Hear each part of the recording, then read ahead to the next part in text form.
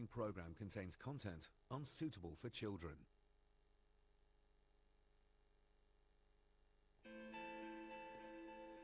A young woman vanishes from work in the middle of the day without a trace. Key evidence has been incinerated. Without vital clues, it's a search for a needle in a haystack until the science of DNA makes a crucial link in Operation M's. A crime scene is a puzzle that has to be solved. A whodunit, a scattering of clues to be deciphered by clever detective work and the power of science.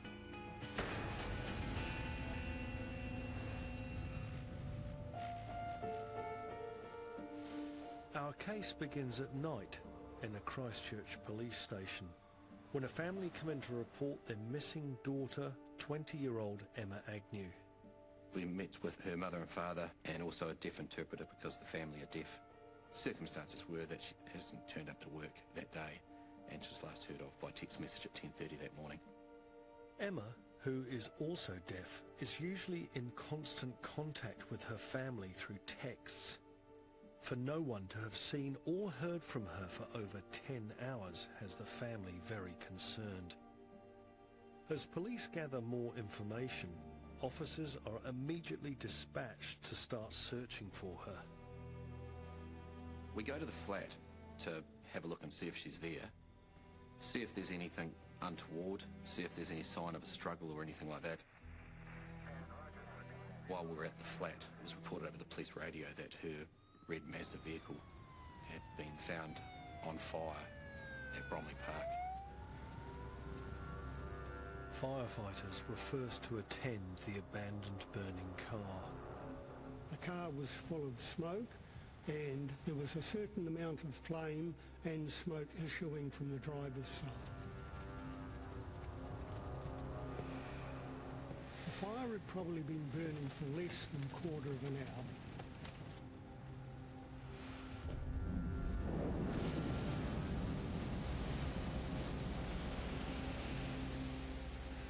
Not long enough to torch the vehicle, but enough to cause damage. When we arrived, the boot was open, the bonnet was open, the doors were open, because obviously the fire brigade have to put the fire out. The surrounding area is immediately searched. Where is Emma? And why has her car been set alight? We just went up and down, making sure that there wasn't anybody in there, and trying to see if there was anything that might have been discarded in there. But no one could be found. Emma's car was now the key as to where Emma could be. To preserve any potential evidence that was inside the car, we closed the doors and the boot. We didn't close the bonnet because we didn't feel confident that we could do that without disturbing any potential fingerprints or DNA sample that might be on the bonnet. We got some scene guards on site to make sure that nobody was going to interfere with the vehicle. That way it was going to give our investigators who were going to look at that car the best shot at getting evidence of it. We've got a person reported missing. Within hours of that, we have found their vehicle on fire. So we as a team have gone to grave concerns now for her safety. The faster they can build a picture of what has happened, the better chances they have of success. We put a team immediately into the area knocking on doors and looking for who they'd seen, what they'd seen that night. I immediately started preparing search warrants on the telcos, on Vodafone and on Telecom to obtain the data from Emma's mobile phones. Being a prolific texter, police hoped that Emma's messaging might hold some leads as to where she was and who she was with. We were in the sad old days of data being dumped at midnight each night, so it was absolutely critical that we froze in time that data. The investigation team work through the night, gathering what information they can about Emma's last known whereabouts. So it's freezing that matter in time so as we know exactly what we do and don't have. And also, things are fresh in people's memories. It's no good a day later or 2 days later. We want to know now what Emma was wearing, what is out of character, who she was speaking to. As soon as there's enough light, ESR and police begin the examination of the burnt car. The fact that the driver's seat of the vehicle had been set on fire was certainly suspicious. People do that when they're trying to eliminate the evidence inside that car. I don't like to use the word lucky, but certainly the fire didn't engulf the car. That was without a doubt the intention of the person who lit the fire, but it was fairly localised. However, what wasn't burnt was now covered in a thick layer of smoke and soot. You couldn't get a more critical scene in that vehicle, because we can basically say without a doubt that Emma was last in the vehicle, the offender has been in the vehicle, and no doubt some sort of confrontation has happened in that vehicle. Would investigators be able to retrieve any clues as to who had been in the car? We began by examining the exterior of the vehicle, and primarily we took swabs from the doors to collect any evidence that may have indicated who might have touched that vehicle. Obviously it was a challenge because it had already been opened by other agencies such as the fire brigade to extinguish the fire. The driver's side interior was most fire damaged, leaving little chance of retrieving any DNA of who had driven the car. We examined the inside of the vehicle for any blood staining we might find. It was a challenge because the vehicle was quite sooty. We also tape lifted the interior of all the seats. Tape lifting is a very good technique just for collecting any fibres and hairs. The tape lifts are bagged for further analysis. The area around the car is also examined. Underneath Emma's vehicle was a single vehicle key. That key was found to be the ignition key for the vehicle and also opened the boot. So whoever had left the vehicle at the scene had also left the key. The key was swabbed. It was a potential homicide inquiry, and the samples were all sent under urgency to the DNA laboratory in Auckland. After an initial going over, a decision is made to move the car to a secure police lockup where a more extensive search can be conducted under controlled conditions. The other scene to be searched thoroughly by ESR is Emma's flat. Everything is carefully examined for anything that could relate to her disappearance. There was nothing to indicate that anything had gone on in Emma's flat. There certainly was no blood present or any other additional evidence that may have furthered the investigation at that stage. The wider area around where the car had been abandoned is also examined. Those scene examinations, unlike some TV dramas, aren't done in 5 minutes. You know, sometimes you can strike something lucky and something in the scene will tell you or point you in the right direction. But in general terms, we know a scene examination is going to take days for us to get anything. We picked our most important part, which was the car park itself and the buildings associated with the car park. We completed an examination of a nearby toilet block that was just off the car park. We screened that for the presence of blood. We did find blood, but finding blood in a small amount of dilute blood in a toilet block's not that unusual, particularly one that's next to a sports field. There was a grass bank leading up towards the cemetery. We had staff work through it, basically pulling the vegetation apart in case something had been dropped into that area. Every piece of debris is photographed and collected for further examination. We don't know where she is and we don't know what's happened to her. Unfortunately, and these sorts of investigations never know what's going to be relevant to the inquiry. As night falls, scientists test the area for any signs of blood. Luminol is a chemical test that we use to look for traces of blood that you can't see with the naked eye. And because it's a reaction which emits a faint light, the only way that you can see whether or not the reaction is giving you a result is to do it in the dark.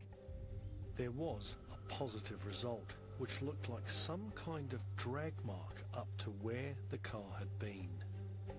But luminol does detect other things other than blood, and we can't confirm that definitely it is blood without another chemical test, and in that case that was negative.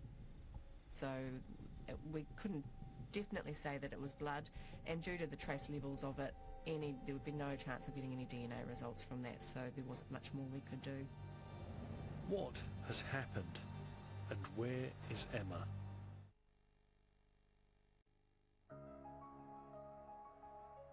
The initial search of the burnt car and the park have failed to provide any leads to the whereabouts of missing 20-year-old Emma Agnew. In the days she has been missing, police have been working with friends, family and colleagues to build a picture of her life. To establish Emma's last movements, Emma's lifestyle, any changes for Emma, anything that can point us in the direction of things that have changed or people who have come into her life. The car remains the only piece of physical evidence that can tell police what has happened to Emma. Desperate for clues, investigators search the vehicle millimetre by millimetre. There was a number of items within the vehicle itself, including cushions and car seat covers in the boot and tools, which get examined and sampled for DNA. Even what appears to be rubbish is scrutinised. Most of us have things like receipts lying around on the inside of our car, but you can imagine the importance of those items to the inquiry team. With no clues as to what events had taken place, every eventuality had to be investigated. Over 30 samples were collected for further processing.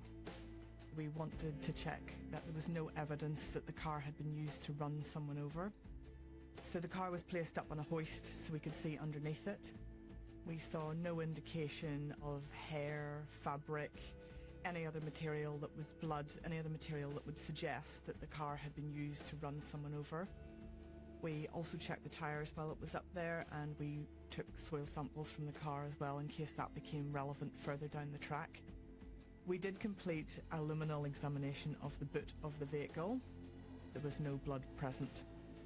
No blood was detected in any part of the vehicle.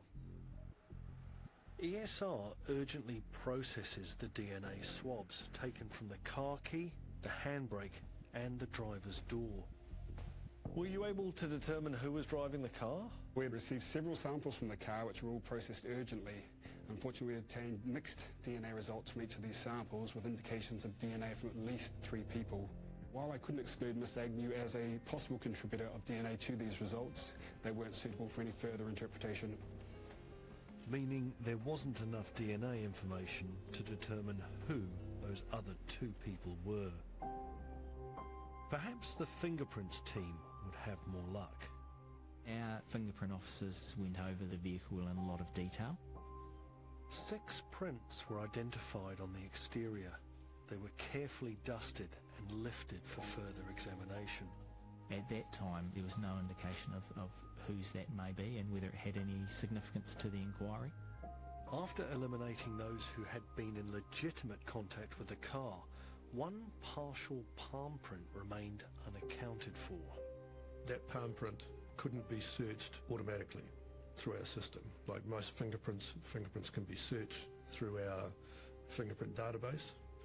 Then the palm print had to be searched manually. Would the palm print be matched? And would the person be involved in Emma's disappearance? A great find, but still a lot of work to do. Police also had lines of inquiry around any known offenders with a history of criminal violence. We had people being thrown up as people who were capable of doing this type of crime. And of course we had witnesses building pictures of people that may or may not fit those profiles. I think in the very early days that was at least a dozen people. Adding to the list of persons of interest were people from Emma's retrieved phone data. The text data threw up a number of people of interest from days before Emma went missing and certainly that morning. A couple in very suspicious sounding circumstances. So that created a significant phase for our suspect team to work through those people. Police now had a clear picture of Emma's movements the morning she disappeared. Emma visited a friend that morning and was on her way to work. Her friend, seeing her drive off, believed she went to work. Emma had been texting back and forward with her mum. She had been communicating about her vehicle that she was selling at the time. She had a sign on the back of the vehicle and on one of the side windows, which had both her 021 and 027 cell phone numbers. So her name and police contact. Now, the last text that Emma had sent to her mum was with regards to a male being interested in purchasing her car. We know that Emma had actually spoken to a couple of young guys who were next door to her work about the car. She then texted family members saying that someone wanted to buy her car and wanted to test drive her car. We know Emma was at work at 9:53. She sent an email that morning from work. She then has left work. We know that. We know that the vehicle's not there and we know Emma's not there. But that was where it stopped. Where was she going and who was she meeting? Did the answers lie in the samples taken from the car? At DSR, Rosalind Ruff analysed the hairs. Most of the hairs that were collected had the same length and the same colour of hair as Emma's hair. Other hairs were animal hairs, mostly. Animal hairs are often visually different and have a distinctive internal structure. Animal hairs, that often has a ladder-like appearance to it, so it's sort of like the rungs of a ladder you can see. And if we zoom in... Oh yeah, and so that ladder structure says that is definitely an animal hair. Yes, you don't see that in human hairs. Human hairs can be classified by where they come from, starting with head hair. Which is quite smooth and rounded. The length is usually a bit of a giveaway. Plus the ends of them are often blunt, cut with scissors. Eyelashes have a different appearance. Quite sabre-like, a bit like the animal hairs, often bleached a bit at the tip. They sort of go down like that into a very pointy end. The most distinctive human hair is the pubic hair. The pubic hair is sort of a middle range hair, which is not really short but not really long. Plus the shape of the hair is like a ribbon-shaped profile, and there's lots of kinking or buckling along the length of it. What makes a hair suitable for DNA analysis? The irony for us is that most of the hairs that we get are naturally shed hairs, and they naturally shed when they've finished growing. And when they've finished growing, the root shrinks and all the cellular material disappears. For DNA extraction, you need a hair with the root intact. Yeah, one's almost got like a hook, Yes. On the end, and the other one is dark. straight. Yes. Yeah, that's the actively growing hair, and that would give a really good DNA profile. In our case, one hair recovered from the car didn't appear to be Emma's. It came from the rear passenger seat, and it was a pubic-like hair. Analysis showed the hair wasn't in the growing stage. So that's not great, but there was what we call a little follicular tag, which would have some cellular material still attached. So the decision was made, let's send it for DNA and see what we get.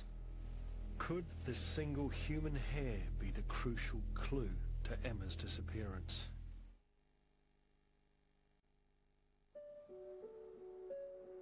It's 6 days since Emma disappeared. Everyone she has been in text contact with has been investigated and cleared. Her phone data did, however, provide further crucial information. We were able to ascertain from the cell phone data we'd gathered that both Emma's mobile phones had travelled from a central city location in a northerly direction out towards Spencer Park, and then they had travelled back into the city again. Spencer Park and the adjoining Bottle Lake Forest encompass a huge area of around 2,500 acres. A massive area of forest and beach and a large camping ground and picnic areas. But the location data didn't pinpoint a specific position. So we keyholed down to areas we believed that someone would take someone that they wanted to attack. Clearly we were hopeful that we were searching the right area. There was a ground search conducted by our specialist search team, plus a large number of locals who were also out searching. Could this location data be used to identify who had taken her there? What we then asked of the telcos was, who else was hitting those same cell sites, because that was the key. We knew if something had happened that Emma hadn't travelled by herself. A phone of interest did come up that travelled a very similar route, similar timings as Emma. So at that stage we knew that we had someone we believed travelling at the same time, and certainly a very strong person of interest. But we had a phone, not a name. A line of inquiry starts around who this number belongs to. Police put out media releases asking the public for any sightings of Emma's car. She had some very identifiable cushions in the back window, which a number of members of the public remembered, which was very helpful.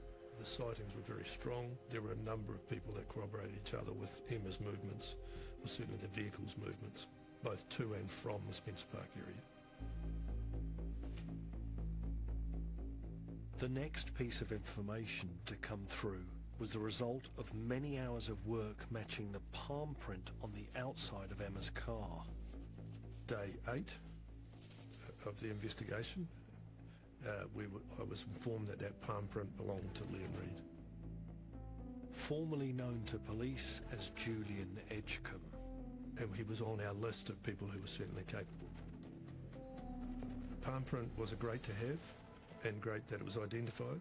However, being on the outside of the vehicle was for sale. That doesn't take us to a point of saying that this person is the person responsible. Anyone could have come into contact with the outside of the car. It certainly made Liam Reid a person of interest. But was there any evidence of him being inside? The Canterbury crime print section looked heavily at how they may be able to develop fingerprints from that badly affected surface. They even reproduced the same conditions in another vehicle so they could trial fingerprint retrieval processes to determine which technique would work best. Many of the surfaces that we would be interested in for fingerprints, for instance the inside of the glass, the rear view mirror, had heavy smoke deposits and heat damage to them. So our traditional method of powdering that had worked on the exterior of the vehicle weren't relevant on the interior, so we needed to remove what we could. The vehicle was carefully taken apart so that pieces could be further processed in the lab. A critical part of that in any vehicle examination is the rear view mirror. It's clearly when people drive they like to adjust it, and more often than not someone has touched it. That had suffered severe smoke damage in this case. The first issue was identifying whether or not there are any prints on the rear view mirror. This is our exhibit, the rear view mirror. This has been subjected to heat, to smoke and to water through the fire. Because fingerprints can't be seen with the naked eye, an alternate light source machine is used. This uses a combination of ultraviolet, visible and infrared components of light and breaks them down into different wavelengths. It goes through various wavelengths to enable us to see if there's any prints on there that show up better. So the different wavelengths will reveal things on the mirror that we can't see with the human eye? Yes, depending on what contaminant it's in. So for instance, if there was a fingerprint in blood on there that you might not be able to see with the naked eye, it could react under the wavelength. Body fluids are naturally fluorescent and will glow under the right light. Tuning into visible colour bands can enhance any potential prints that contain those body fluids. This is responding to something that's on the mirror. Well, you've got a really well-trained eye because I can't really see that, although on the monitor it's starting to look a lot more like a fingerprint. It's still not very clear. I can go up a notch still with the yellow goggles. That's a bit brighter. So we're moving through the different spectrums here, and each wavelength will reveal different things on the mirror. Yes, so we always go through them all. I can just see there's some little something's reacting there, the little pink dot. Yeah. If we switch back to 415, we can see how different that was. Yeah. I can just see some ridge detail just coming up in that corner there. So we'll take a picture of that, and then we'll go on into the laboratory and do some more treatments, capture it now before we do anything else. Once an area of ridge detail is identified, it's then carefully brushed. And so you're just trying to remove a layer to reveal a fingerprint at this stage? Yes, this is just trying to remove the soot from the actual mirror.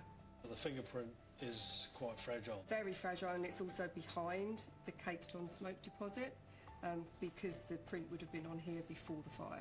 And you can see the soot there on the brush, and the fingerprint will remain intact? Yes, that will stay on there. The mirror is carefully washed, then dried to remove any further deposits. Then a taping process begins.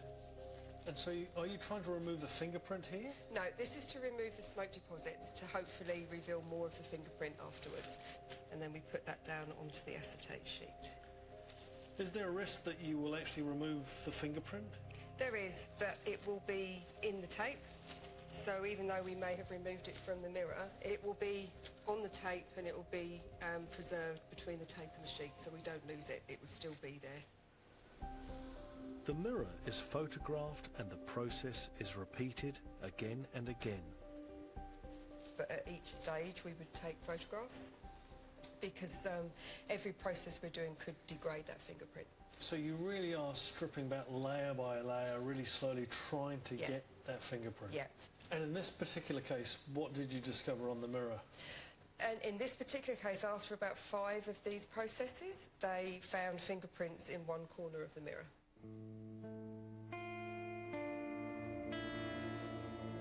But the fingerprint from the mirror inside Emma's car could not be matched to Liam Reed.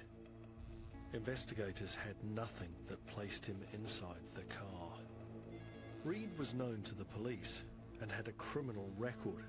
Even though he changed his name, being heavily tattooed, he was distinctly recognisable to those who knew him. We had a sighting that someone had seen Liam Reed hitchhiking the day after Emma went missing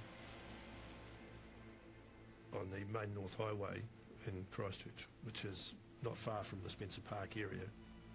It seemed like too much of a coincidence. We now have Liam Reed as our number one person of interest, and we are profiling him, and that profile really starts with understanding the person from all aspects. The second part is building up where they have been, what their movements have been. We build a picture. This is just another strand of the rope, but it certainly isn't a rope that we can hang the case on. It is now 11 days since Emma Agnew disappeared. A partial palm print and a sighting near Spencer Park have provided police with a person of interest. Further investigation into this person has provided police with some significant witness information. This witness was able to tell us of Reed's movements, particularly in the previous fortnight. The information received from our witness about Reed was of great value. When Reed had spoken to this witness and told them he had, I believe that his words were, he had done the deaf girl, and Reed had confessed to this person that he had killed Emma Agnew. As Detective Johnston starts taking the witness statement, police receive grim news. We had already put search teams through the Spencer Park area, but on that particular evening we got a phone call from a man who was walking his dogs through there. He made the discovery of Emma's body. Emma's body was discovered just under 500 metres from a roadway. We had searched into around about 200 or 300 metres from that roadway. There was a number of tracks off those roadways, and it was off one of those tracks that Emma was located. This clearly then becomes a critical scene. It's now 11 days since Emma's reported missing, so the priority is to get Emma out of the scene, but very importantly not disturbing any forensic evidence that may be there. The original informant gave us a pretty good indication of where we were going. We tried to use as much lighting as we could. We also used a camera on a big long pole which had a light attached to it to get an appreciation of what we had in this confined bush scene. We put tape up and locked gates. Bearing in mind we can't see much, we had to leave the scene because we just don't want to go right into it in case we damage evidence or destroy it. So the following day, ESR scientists arrive, police search teams are all there, and we come up with a plan about how we're going to tackle this scene. We could establish that there'd been a pathway that had been taken off the mountain bike track. There was broken branches heading in the direction of where the body was, and you could see indentations in the tussock grass where something had been laying there. We deliberately avoid taking the route that the offender would have taken. The reason for that is that we don't want to destroy any evidence. We don't want to contaminate it. Emma was underneath two branches which had fallen over the top of each other, but she wasn't buried as such, more just placed somewhere well hidden and covered. Emma was identified by a distinctive tattoo. A lot of vegetation and dirt had been piled on top of her, so it wasn't obvious that there was something there when you were looking from the track. Would any evidence remain as to who had done this? Outdoor scenes are never ideal from our perspective.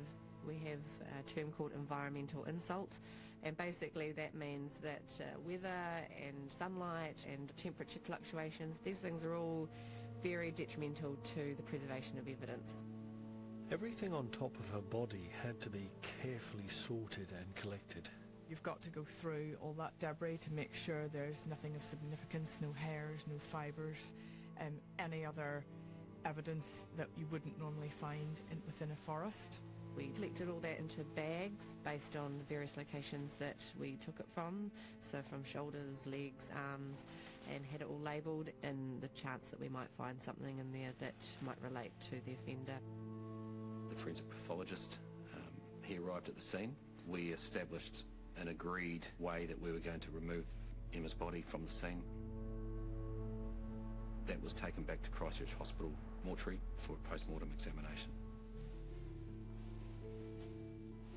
We were able to carry out a further examination in and around where the body had been, because sometimes there's evidence that's perhaps underneath that body. So we screened the area using the AP test. That's a test for semen. No semen was located at that particular scene, and we also completed a luminol examination as well. Those testing results were negative, but again, given the time frame, that doesn't mean there wasn't something there that's been lost. Underneath where she had lain was also examined and sampled.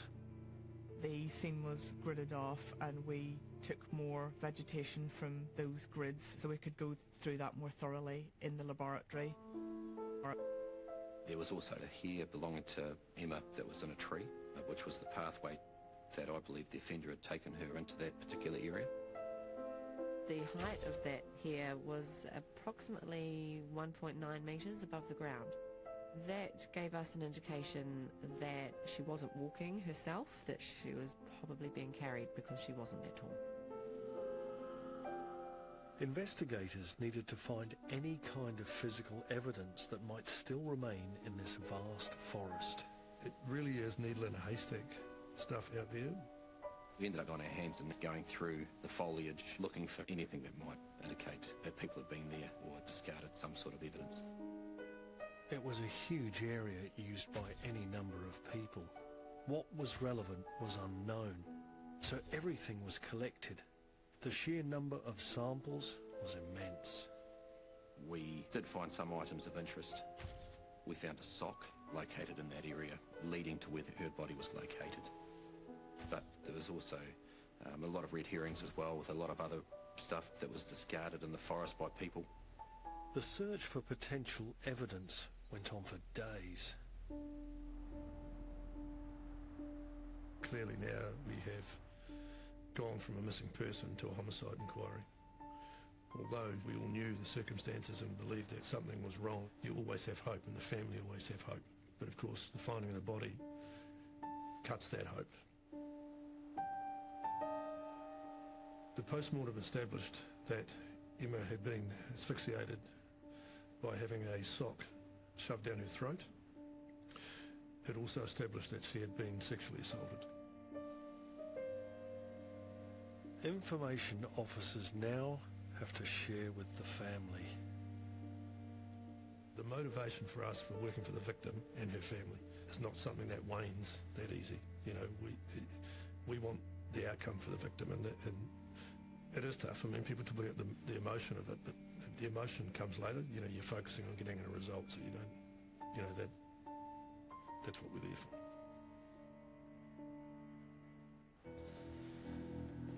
Liam Reid is arrested for the rape and murder of Emma Agnew.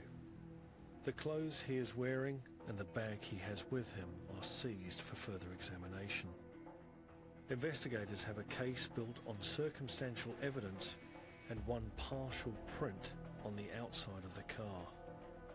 We're not there yet. We're close, but we're waiting for other forensic results as well. You know, so we've got to try and piece it together.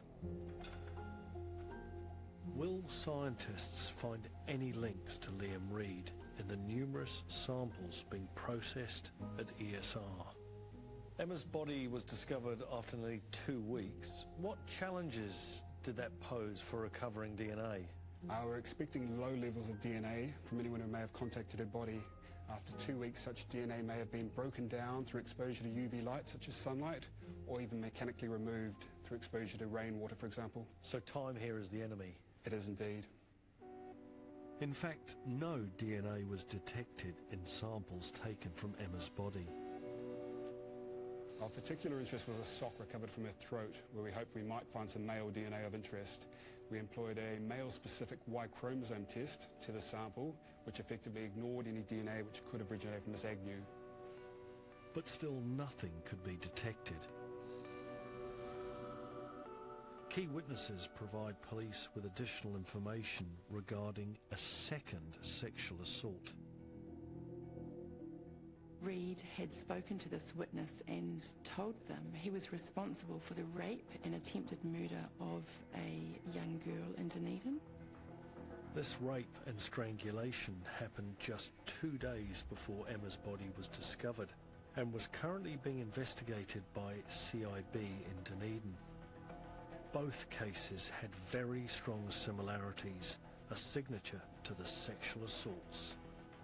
It was at this point in time that we were able to start working cooperatively with the Dunedin CIB, sharing information about Reid's whereabouts and speaking to people that he had been in contact with, both in Christchurch and Dunedin and places in between. Liam Reid is now investigated by 2 CIB teams who have combined forces. Evidence from the Dunedin crime scene is delivered to ESR's Christchurch lab for analysis, including the rope used to strangle the victim.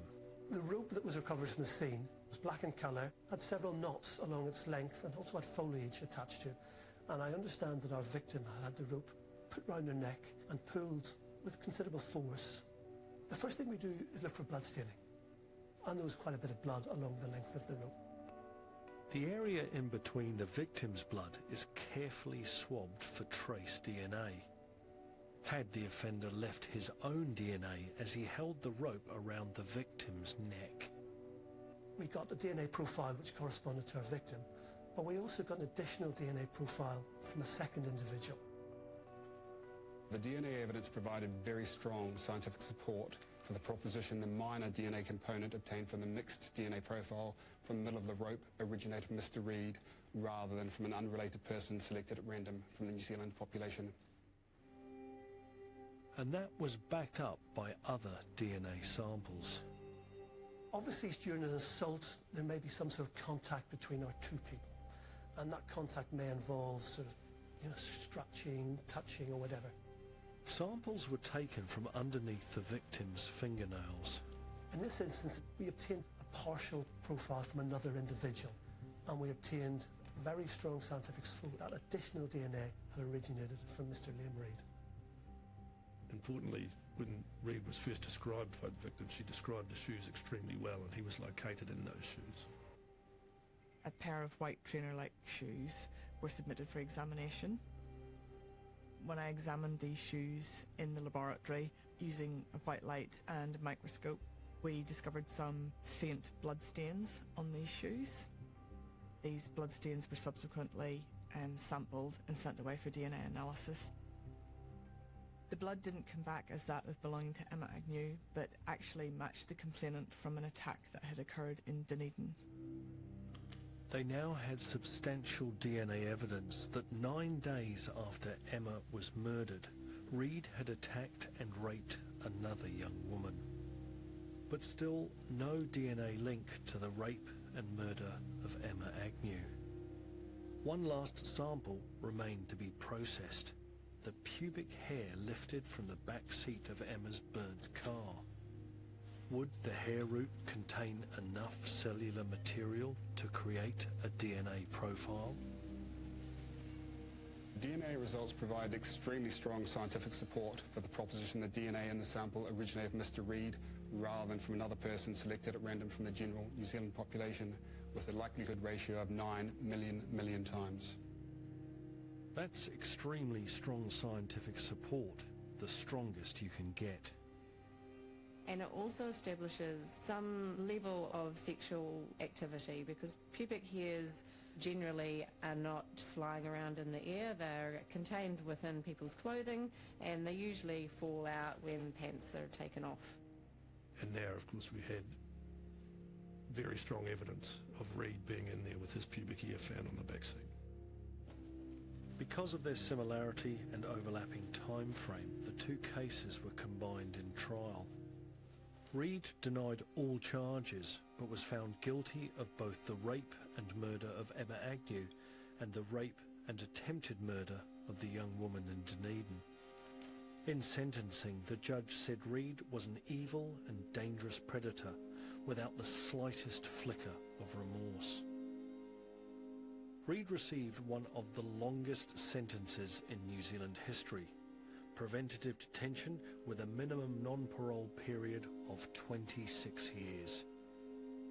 He appealed the sentence, and the non-parole period was reduced to 23 years. It was quite an intense operation, and everybody had a lot of empathy for the situation that was unfolding for Emma's family. We all felt a connection to this young woman, even though we'd never met her. She's the person who you are working for. It's always the case, you're working for the victim. There is some satisfaction in knowing that you've done a really thorough job and put some of the pieces of this puzzle back into place, and if there was anything to find, you would have found it. What will remain unanswered is how Liam Reed managed to get into Emma's car. We can presume on that he was talking about the fact that the car was for sale, so for want of a better term, more than likely he's charmed his way in, but we will never know.